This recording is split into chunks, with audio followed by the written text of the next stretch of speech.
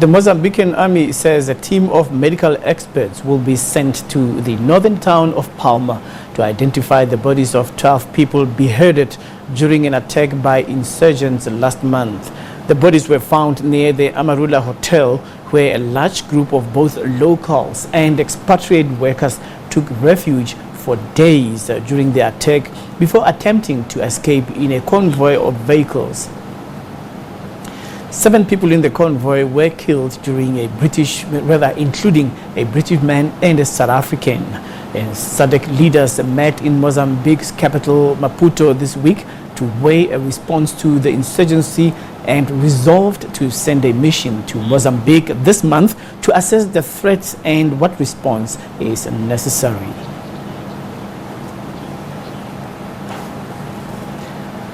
Save the Children has urged SADC leaders to put the safety of children front and center in any response in Mozambique. This follows a meeting which was convened to discuss the ongoing security challenges after dozens of people were killed when militants attacked a hotel in the coastal town of Palma last month.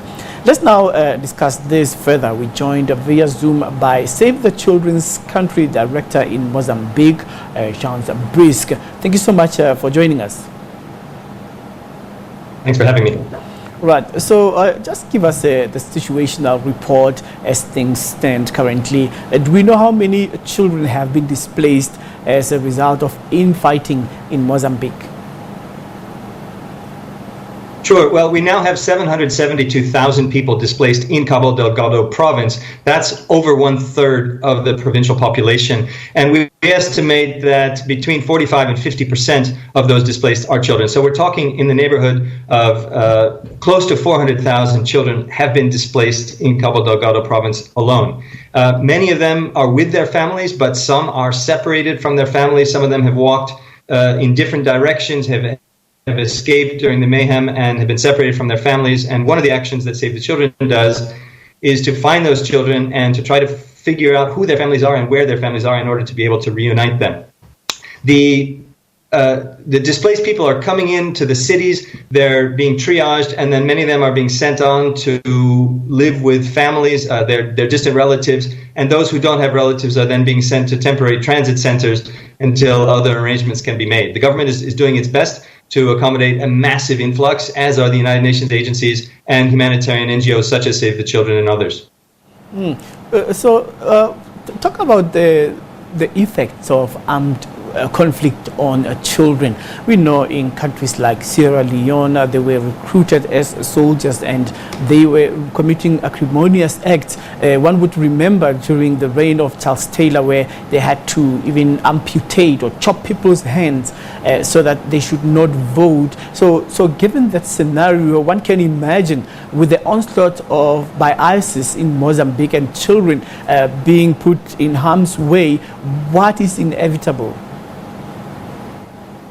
Thank you. I don't think that we can compare the crisis in Cabo Delgado exactly to Sierra Leone or the Lord's Resistance Army in Uganda, but certainly we have heard reports of children being abducted and being forced into recruitment with the non-state armed actors. We've also heard of girls being forced into helping with the kitchens and worse, being forced into marriage. There are children who've escaped this and who have related these stories personally, and so we have their word.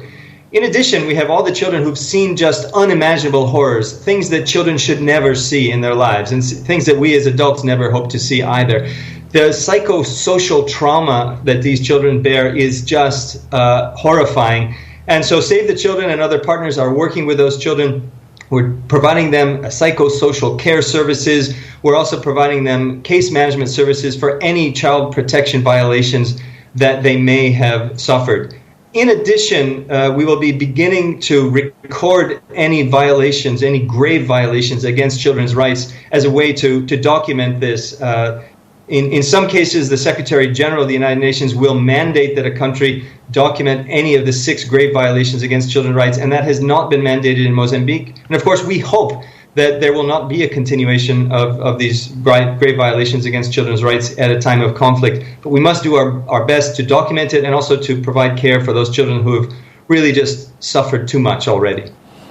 So what challenges and risks do you face when you try to bring aid to Mozambique, more especially that when there are terrorist attacks, you would be caught in the crossfire, and one will acknowledge that you are not fighting, but the enemy would then take you otherwise as spies, or they would even take advantage and kidnap one of your staff members and demand ransom. So are you placing these considerations into place when you are putting your workers at risk to go and deliver aid? Absolutely. Save the Children and all humanitarian agencies take the safety and security of our staff, as well as the populations we serve, as our top priority. Most of the humanitarian work right now is being done in what would be considered safe districts to the south of the conflict zone. That is because there are very, very few civilians left in the 9 districts that have been heavily affected by conflict. So we are receiving those who are coming in a very safe location, and honestly, many of them have said they will never go back. What they have experienced is just too terrifying for them to consider going back anytime soon, if ever in their lives. In terms of challenges, one of the major challenges is actually funding. The United Nations and the international NGOs put together a humanitarian response plan at the end of last year for Mozambique, and it is only 1% funded. We are still lacking $250 million of what's been asked for in order to provide basic humanitarian services for people. I'm talking about food, water, sanitation, shelter, tents, classrooms for schools, for kids to study in, as well as the child protection services that I've mentioned. So we're really, really underfunded, and the best thing that would help us address that challenge is for a large influx of cash to support humanitarian work.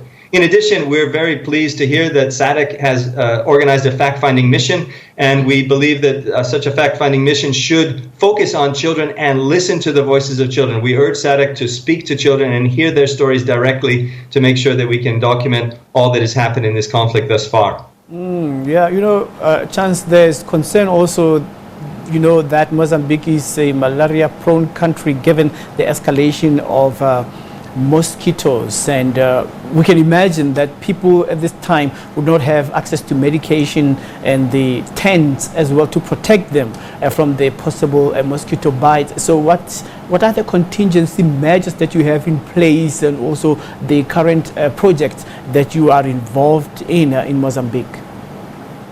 Sure. Well, Save the Children and all humanitarian partners are doing our best for the displaced people at this time. As I said, a large percentage, probably close to 80% of displaced people, are actually staying with host families. And what that means is many, many people crammed into a small house, a small shack, a compound with a few buildings.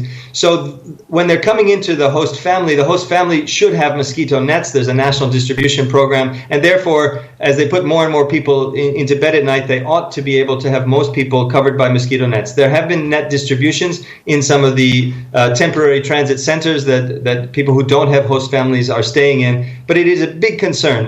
We're also concerned about cholera. Every year there are cholera outbreaks in Cabo Delgado and elsewhere in the country, and so the humanitarian community has been doing its best to make sure to promote good hygiene, to provide proper sanitation, and to do our best. And the cholera outbreak that started earlier this year now seems to be under control thanks to the good work of the government and the humanitarian agencies.